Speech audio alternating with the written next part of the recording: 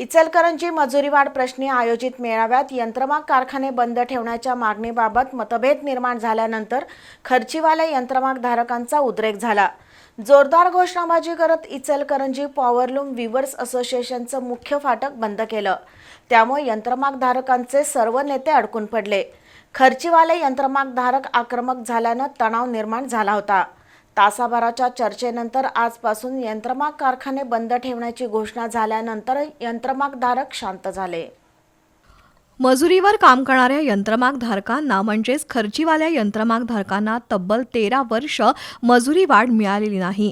या संदर्भात निर्णय घेण्यासाठी इचलकरंजीतील पॉवरलूम असोसिएशन सभागृहात मेळावा आयोजित केला होता।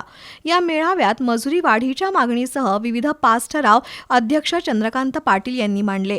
त्यामध्ये ट्रेडिंग धारकांना 10 दिवसांचा अल्टिमेटम देण्याचा निर्णय घेण्यात आला, पण खर्चीवाले यंत्रमाग धारकांनी कारखाने बंद करण्याचा निर्णय आत्ताच घ्या अशी मागणी केली। त्यावर आता कारखाने बंद न ठेवता चर्चा सुरू ठेवूया अशी भूमिका नेते मंडळींनी घेतली। तर प्रसंग पडल्यास पुढील 2 दिवसानंतर बंदची घोषणा करण्यात येईल असं सतीश कोष्टी यांनी सांगितलं।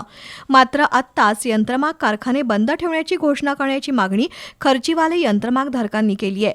त्यांची मागणी फेटाळून लावल्यामुळे संतप्त खर्चीवाले यंत्रमाग धारकांनी थेट असोसिएशनचं मुख्य फाटक बंद करून घोषणाबाजी सुरू केली। दरम्यान पुढील 3 दिवसात याबाबत ठोस हालचाली झाल्या नाहीत तर येत्या सोमवारपासून बेमुदत यंत्रमाग बंद आंदोलन करण्याची भूमिका नेते मंडळींनी मांडली। मात्र खर्चीवाले यंत्रमाग धारक अधिक आक्रमक झाल्यानं तणावाचं वातावरण निर्माण झालंय। दरम्यान सध्या आंदोलन योग्य दिशेनं सुरू आहे। 8 मे पासूनच यंत्रमाग कारखाने बंद ठेवण्यात येतील अशी पुंडलिकराव जाधव यांनी घोषणा केली। त्यानंतर बंद केलेलं फाटक खुलं करण्यात आलं।